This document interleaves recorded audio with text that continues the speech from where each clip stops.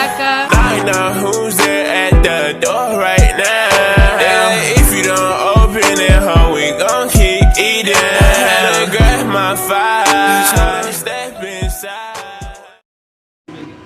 Assalamualaikum warahmatullahi wabarakatuh. Nama saya Diva Putra Pradana sebagai perwakilan dari kelompok 3 ingin menjelaskan tentang materi TJBL yakni OSI layer.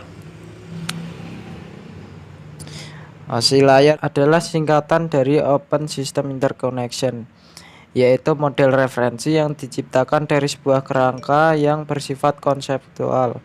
Namun saat ini telah berkembang menjadi sebuah standarisasi khusus berkaitan dengan koneksi komputer.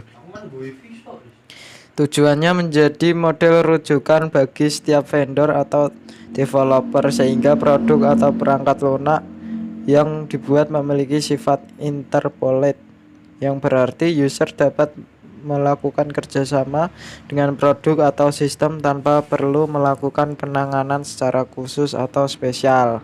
Ada 7 OSI layer, yaitu application layer, presentation layer, session layer, transport layer, network layer, data link layer, dan physical layer. Lapisan ketujuh yaitu application layer. Application layer adalah lapisan yang menjadi pusat center terjadinya suatu interaksi antara pengguna dengan aplikasi yang bekerja menggunakan fungsionalitas sebuah jaringan. Selain itu juga mempunyai fungsi untuk melakukan konfigurasi mengenai bagaimana cara aplikasi dapat bekerja menggunakan resource jaringan, dan kemudian dapat memberikan pesan saat terjadi sebuah kesalahan pada proses pengaturan jaringan. Presentation layer atau lapisan ke-6.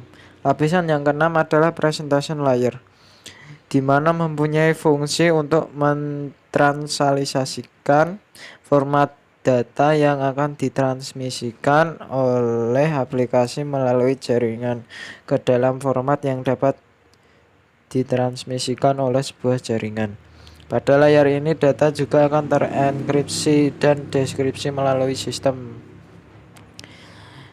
Lapisan kelima yaitu session layer, merupakan lapisan yang berfungsi untuk mendefinisikan bagaimana sebuah koneksi dapat dibuat, dikelola, dan dikembangkan. Lapisan keempat yaitu transport layer, mempunyai fungsi untuk memecah data menjadi paket-paket data serta memberikan nomor urut untuk setiap paketnya, sehingga nantinya dapat disusun kembali saat sampai pada tujuan. Pada layar ini juga menentukan protokol yang akan digunakan untuk mentransmisikan data seperti protokol TCP. Protokol tersebut akan mengirimkan paket data, sekaligus memastikan bahwa setiap paket telah diterima dengan sukses dan tepat sasaran. Selain itu, juga dapat mentransmisikan ulang terhadap paket yang hilang atau rusak ketika proses pengirimannya. Lapisan ketiga ada network layer. Tugas dari network layer adalah membuat header untuk paket yang berisi informasi IP, internet protokol, baik IP pengirim atau IP tujuan data. Pada suatu kondisi, network layer juga melakukan proses routing melalui internet working dengan menggunakan bantuan router dan switch pada layar ketiga.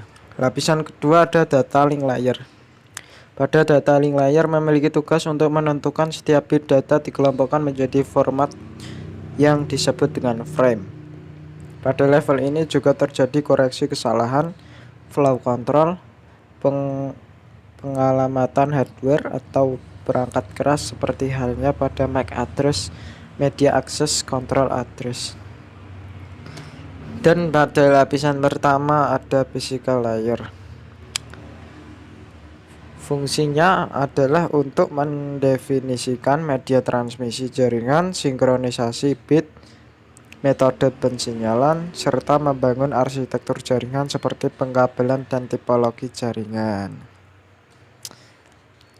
Oke, mungkin sekian dari kelompok 3. Terima kasih. Wassalamualaikum warahmatullahi wabarakatuh.